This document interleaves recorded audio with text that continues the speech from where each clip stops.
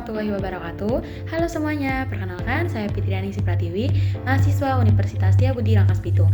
Pada video ini saya akan menjelaskan jawaban UTS pada mata kuliah Sosiolinguistik yang diampu oleh Ibu Sri Purwatiningsih, MPD. Saya akan membahas 5 pertanyaan mengenai Sosiolinguistik dan saya akan jelaskan dengan bahasa yang santai, natural, tetapi sesuai dengan materi. Baik, langsung saja kita mulai. Yang pertama yaitu apa pengertian dan ruang lingkup sosiolinguistik menurut para ahli dan kenapa kajian ini penting? Nah, kalau kita berbicara tentang sosiolinguistik, sebenarnya ini adalah ilmu yang mempelajari hubungan antara bahasa dengan masyarakat.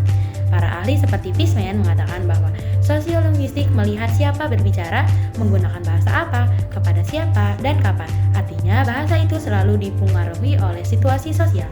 Cakupannya juga luas, mulai dari variasi bahasa, pilihan bahasa, perubahan bahasa, bilingualisme, sampai sikap bahasa masyarakat. Kenapa penting?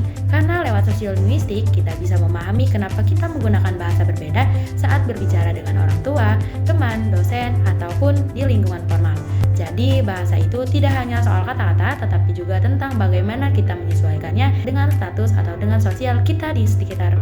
Jadi, bahasa itu tidak hanya soal kata-kata, tetapi juga tentang bagaimana kita menyesuaikannya dengan sosial di sekitar kita. Pertanyaan yang kedua yaitu bagaimana hubungan bahasa dan masyarakat dalam kehidupan sosial. Berikan contoh dari Indonesia. Hubungan Indonesia dan masyarakat itu sangat dekat. Bahasa berkembang karena penggunaannya dan masyarakat memakai bahasa sesuai kebutuhan sosialnya. Contohnya dalam kehidupan di Indonesia. Perbedaan bahasa berdasarkan tempat dan situasi. Yang pertama yaitu ketika di sekolah kita menggunakan bahasa Indonesia, tetapi saat di rumah kita sering memakai bahasa daerah seperti Sunda, Jawa, Lampung, dan lain-lain. Yang kedua yaitu bentuk sapaan menunjukkan status sosial. Kita saat menggunakan kata sapaan Pak, Bu, Kang, atau Neng tergantung orang yang kita hadapi kan. Nah, selanjutnya yang ketiga yaitu setiap komunitas punya bahasa khas. Misalnya ojek online mempunyai istilah gacor, tugas, ataupun COD. Bahasa ini muncul karena ketika kita terbiasa atau kebiasaan dalam kelompok mereka. Yang ketiga yaitu pertanyaannya, sebutkan 5 jenis variasi bahasa dan berikan contohnya. Ada 5 jenis variasi bahasa yang perlu kita ketahui, yaitu yang pertama yang namanya dialek. Ini adalah variasi bahasa berdasarkan daerah. Contohnya dialek Sunda Bantar berbeda dengan Sunda Priangan, baik dari intonasi maupun kosakatanya. Yang kedua yaitu idiolek, gaya bahasa khas individu. Contoh yaitu ada orang yang selalu menambahkan kata gitu di setiap akhir kalimat. Yang ketiga yaitu sosiolek, variasi yang muncul karena perbedaan kelompok sosial ataupun usia. Contohnya yaitu remaja memakai bahasa gaul seperti anjay, besti, ataupun parasih. Yang keempat yaitu register, bahasa yang dipakai berdasarkan situasi. Contohnya itu dalam surat resmi kita pakai dengan hormat, sedangkan dalam obrolan santai kita bilangnya halo gimana kabarnya. Nah yang kelima yaitu ada yang namanya jargon ataupun slang. Jargon ini adalah istilah khusus profesi, seperti di dunia medis ada yang namanya diagnosis banding. Nah yang kedua yaitu ada yang namanya slang, yaitu bahasa gaul sehari-hari, misalnya mager, gabut, ataupun healing.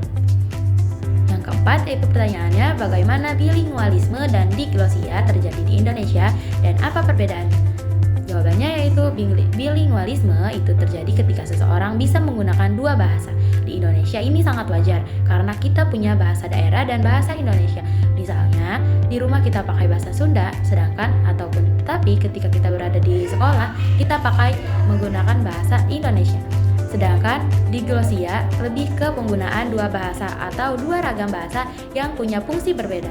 Contohnya, bahasa Indonesia baku dipakai untuk pidato ataupun surat resmi, sementara bahasa daerah dipakai sehari-hari di rumah. Perbedaannya sangat gampang, yaitu bilingualisme yaitu kemampuan individu, diglosia yaitu fungsi sosial dalam masyarakat. Pertanyaan yang terakhir atau pertanyaan yang kelima, sebutkan 4 faktor sosial yang mempengaruhi pemakaian bahasa. Jawabannya itu 4 faktor tersebut adalah yang pertama, usia. Remaja biasanya sering menggunakan kata atau sering menggunakan bahasa slang, berbeda dengan orang tua yang bahasanya lebih formal. Yang kedua yaitu gender. Umumnya perempuan menggunakan bahasa yang lebih halus dan ekspresif, sedangkan laki-laki lebih lugas. Yang ketiga yaitu status sosial. Tingkat kependidikan atau tingkat pendidikan dan jabatan sering mempengaruhi pilihan kata.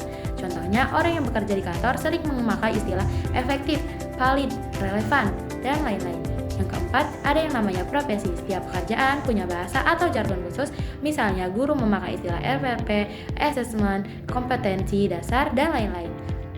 Sekian penjelasan saya mengenai 5 pertanyaan UTS Sosiolinguistik. Semoga penjelasan ini jelas, mudah dipahami, dan bisa memenuhi tugas UTS dengan baik. Terima kasih sudah menonton. Wassalamualaikum warahmatullahi wabarakatuh.